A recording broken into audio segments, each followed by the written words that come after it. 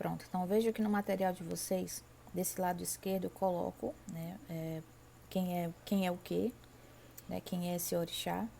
E do lado direito eu coloco as suas características, né, a personalidade, o elemento da natureza que ele representa, o símbolo que geralmente representa esse orixá, o acessório que esse orixá geralmente utiliza, ou que a gente pode utilizar no ritual, as roupas que a gente pode utilizar para homenagear, ou a roupa, né, que representa esse orixá. No sincretismo, a Iemanjá aqui, ela vai representar Nossa Senhora, ou Nossa Senhora dos Navegantes, Nossa Senhora da Glória. Geralmente um dia para a gente fazer oferendas, rezar por ela, seria no sábado, né? E essas são as oferendas que geralmente nos rituais, nas cerimônias, quem é umbandista oferece a ela, né? Que feijoada ou chinchim, né? Que eu acredito que seja um tipo de farofa, e o inhame, mas também podem ser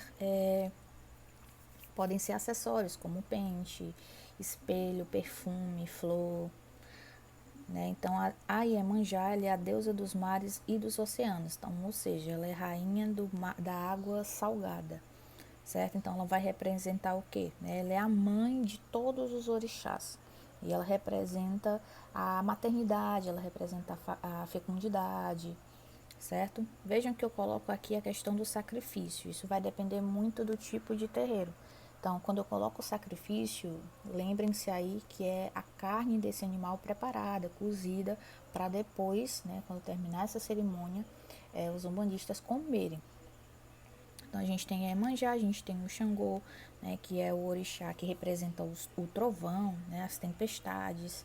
Veja que eu destaco, né, que seu metal é o cobre, né, e seus poderes são o raio e o fogo, né, e ele tem características humanas, né, então ele é um guerreiro, mas um guerreiro bem violento. Mas todos esses orixás, pessoal, apesar de terem personalidades, alguns terem personalidades muito fortes, são orixás que ajudam você, auxiliam você a melhorar algum campo espiritual, né? Então vejam que o Xangô aqui, a personalidade dele, ele é atrevido e prepotente. O elemento dele é o fogo, né? O símbolo, o machado, né? Geralmente o colar que a gente pode utilizar é o branco, né? E o vermelho. No sincretismo, né? Na Igreja Católica, ele representa esses santos que estão aqui. Dia da semana, oferenda e sacrifício. Depois de Xangô, nós temos a Yansan. A Yansan é a deusa dos ventos, das tempestades, dos raios, né? Ela é simbolizada, como eu coloco, né? Com chifres de búfalo, né? No caso, né? A sua arma, ela é uma adaga. E no sincretismo, ela é simbolizada pela Santa Bárbara, né? Então, aqui são as características dela que eu peço para que depois vocês deem uma olhadinha. Oxóssi, ele é o orixá que representa a caça, né, a valentia, o símbolo desse ser aventureiro, né, caçador que não desiste fácil. Né, dentro das características do Oxóssi, ele é muito emotivo e intuitivo. Vejam que quando eu coloco essas características da personalidade dele, vocês lembrem que cada orixá ele está ligado a um signo. Então, se o seu signo está ligado ao orixá, atente-se à personalidade dele, porque você vai ter a mesma personalidade que esse orixá. Ogum, passando aqui do Oxóssi, a gente tem Ogum. Ogum, ele é um orixá que representa a guerra.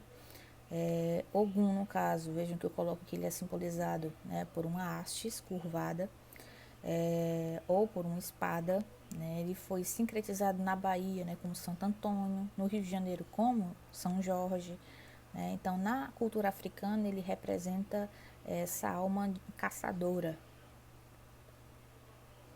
Oxum, ela é bem parecida com a Iemanjá, né? Então a Iemanjá é da água salgada, a Oxum é da água doce, então ela é a deusa das águas doces e ela representa também a fecundidade, só que a gente só faz o acréscimo porque ela também é uma deusa que representa o amor, né? Esses jogos aí dos búzios, né, para saber o futuro.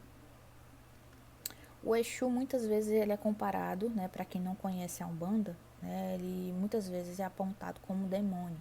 Então vamos lembrar que não existe demônio na Umbanda, e o Exu, ele é apenas uma entidade, e para a Umbanda ele é um espírito que representa justamente um Deus que se tornou um mensageiro, tanto entre os homens quanto entre os deuses, e ele é um guardião das encruzilhadas, né? E quando a gente vai, né, numa cerimônia invocar os orixás, a gente tem que pedir permissão a ele, né? Porque para invocar outros orixás, a gente tem que pedir a ele, já que ele é o guardião dessa porta. Ele não é o demônio, gente. O Mulu, ele é o orixá, né, que representa a terra, o sol, mas para tentar ser mais objetiva, né, o Omulu, ele é o orixá que significa a saúde, né, ele é protetor dos aleijados. A Nanã é um dos orixás mais velhos, né, então a Nanã, como eu coloco, né, ela é a mais velha de todas, e por ser mais velha ela tem mais experiência, mais sabedoria, e por isso ela é mais respeitada. Então ela é orixá lá do fundo dos rios, então a gente associa a Nanã com a fertilidade. Deixa eu passar aqui. A gente vai pro Ossain.